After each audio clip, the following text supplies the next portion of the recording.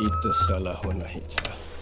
गेल्या अनेक वर्षापासून मेकअप तहसील कार्यालयामध्ये होत असलेला अनागोंदी कारभार आणि भ्रष्टाचाराच्या माध्यमातून पैसे घेण्याच्या माध्यमातून जे काही वाईट प्रकार घडायचे आणि या सगळ्या गोष्टीतनं सर्वसामान्य माणसाला नव्हे तर अनेक लोकांना त्या ठिकाणी मानसिक आर्थिक त्रास भोगावा लागायचा. आज पेपरला बातमी आली, मेकर एस कार्यालयातील सर्वेसर्वा मुरकुट साहेब यांना त्या दिवशी काल ACBनं अटक केलं. त्यांच्यावर विविध गुन्ह्याअंतर्गत गुन्हे दाखल करून त्यांना ताब्यात घेतला. आता या मुरकुट साहेबावर त्या ठिकाणी पुढील कारवाई काही होते की त्यातून ते सही सलामत बाहेर पडतात हे आता पाहण्याचा विषय. गंगाजल पिक्चरमधील हा जो डायलॉग मी सुरुवातीला टाकला, येतो हो नाही था, म्हणजे मुरकुट साहेब हे कधी ना कधी या सगळ्या गोष्टीचा जो परिपाक म्हणून गदाच्या आड आणि कायद्याच्या कचाट्यात अडकणार, येतो हो नाही था. माझ्या लोणीगडीमधील आमच्या राष्ट्रवादी काँग्रेस पार्टीचे कार्यकर्ते, नेते, तालुक्याचे अध्यक्ष, त्यांचं एक प्रकरण जे बुलढाणा अपर जिल्हाधिकारी यांच्या कार्यालयातून मेकरला वर्ग करण्यात आलं.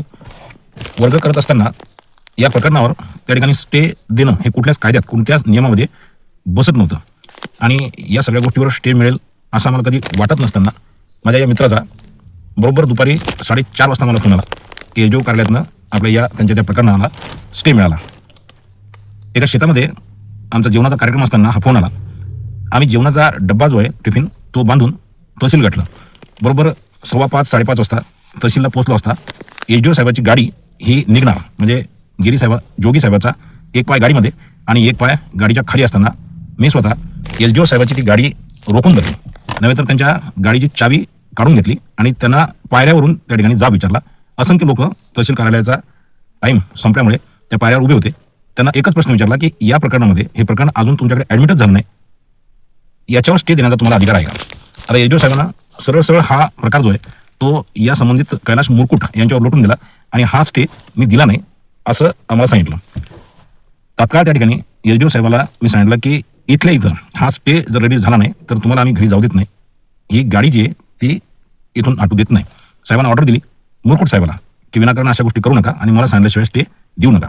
परंतु ही न समजणे की साधी सोपी गोष्ट नाही आहे की एसडीओ साहेबाच्या परमिशनशिवाय त्या ठिकाणी मुरकुट अशा प्रकारचा काही प्रकार किंवा अशा प्रकारचा एसडीओच्या सहीने त्या ठिकाणी स्टे देईल असं होणार नाही. एसडीओ साहेबांचा त्यात सहभाग असल्याशिवाय ही गोष्ट मुरकुट करू शकला नाही. परंतु त्यांनी ढकलून दिलं आणि आम्ही त्या संधीचा फायदा घेतला आणि साहेबांना सांगितलं की आत्ताच्या आत्ता तुम्ही ऑर्डर करा, स्टे रिलीज करा. जागेवर त्या ठिकाणी तो स्टे रिलीज करण्यात आला आणि दुसरं एक पत्र हे आमच्या त्या पक्षकाराला, आमच्या त्या कार्यकर्त्याला त्या ठिकाणी देण्यात आलं. आता मेकर तालुक्यामध्ये प्रत्येक माणूस अशा पद्धतीची ॲक्शन किंवा अशा पद्धतीची कार्यवाही करू शकते का? एसडीओची गाडी रोखू शकते का? तर नाही रोखू शकत. आणि जर समजा ह्या सगळ्या गोष्टी करण्याचा त्या ठिकाणी कोणामध्ये आवाका नसेल, ताकद नसेल किंवा अशा प्रकारची डेअरिंग जर कोणी करत नसेल तर निश्चितच त्या सर्वांची आर्थिक आणि मानसिक आणि मालमत्तेची सुद्धा त्या ठिकाणी फसवणूक होते, पिळवणूक होते. आज मुरकुट साहेब हे घरी गेले. अख्ख्या तालुक्यातनं मी सकाळी स्टेटस टाकलं की मुरकुट गेला, बरं झालं. तर कमीत कमी 20 ते 25 लोकांनी त्या गोष्टीला लाईक केलं. ते जे स्टेटस आहे ते त्यांनी समोर शेअर केलं. असा हा प्रकार आहे. मेकर तालुक्यामध्ये प्रत्येक कार्यालयामध्ये अशा प्रकारचे एक दोन मुरकुट त्या ठिकाणी बसले आहेत. सगळे लोक खराब आहेत असं आमचं बिलकुल म्हणणं नाही. अनेक लोक कर्तव्यदक्ष आहेत, अनेक लोक त्या ठिकाणी प्रामाणिकपणे त्यांचं काम त्या ठिकाणी करतात. परंतु प्रत्येक विभागामध्ये, मग ते संजय गांधी निराधार असो, पुरवठा विभाग असो किंवा इतर जे काही विभाग आहेत तहसीलमध्ये, प्रत्येक ठिकाणी एक अशा प्रकारचा मुरकुट जो लोकांकडनं पैसे घेतो आणि पैसे घेऊन उलटे सुलटे कामं त्या ठिकाणी करतो.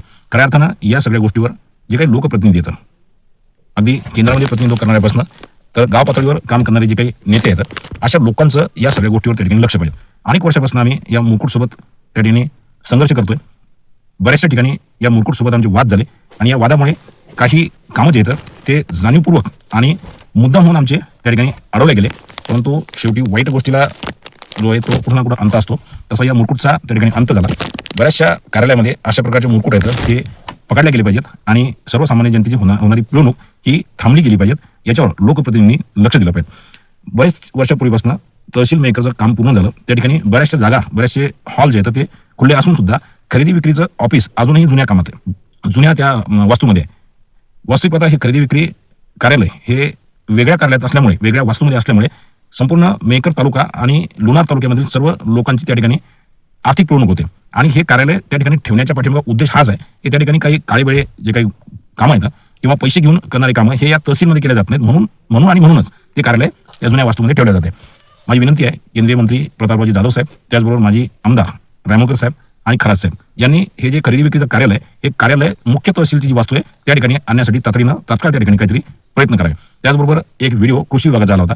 या कृषी विभागाच्या कार्यालयामध्ये अनेक वृद्ध लोक, अनेक महिला या कार्यालयात येतात आणि ते कार्यालय दुसऱ्या का तिसऱ्या मजल्यावर त्या ठिकाणी आहे. लिफ्ट प्रत्येक वेळेस बंद असते, म्हणजे लिफ्ट नाहीच आहे त्या ठिकाणी. आतोनात हाल त्या लोकांचे त्या ठिकाणी होतात, परंतु लोकप्रतिनिधींचं या गोष्टीकडे लक्ष नाही.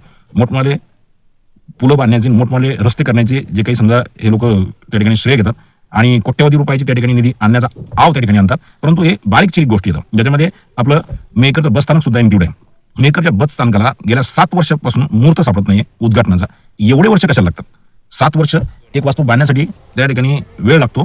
हे या सगळ्या लोकप्रतिनिधींचं फेल्युअर आहे. त्या बस स्थानकामध्ये किती लोकांना त्या ठिकाणी त्रास होतो याचा विचार हे लोक करत नाहीत. आमदार खासदार त्या ठिकाणी करत नाहीत, मंत्री करत नाहीत.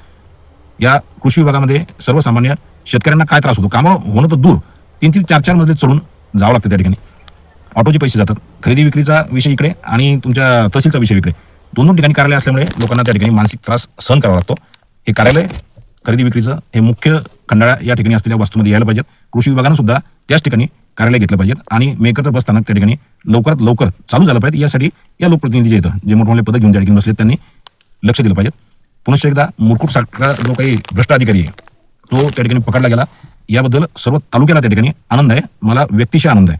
म्हणजे मी तर तहसीलमध्ये जाऊन एखादा फटाका त्या ठिकाणी फोडून यायच्या मानसिकतेत आहे की बाबा अशा पद्धतीचे कामं जर कराल तर मुरकुट सारखे तुम्ही आज जाल. धन्यवाद. जय महाराष्ट्र, जय राष्ट्रवादी.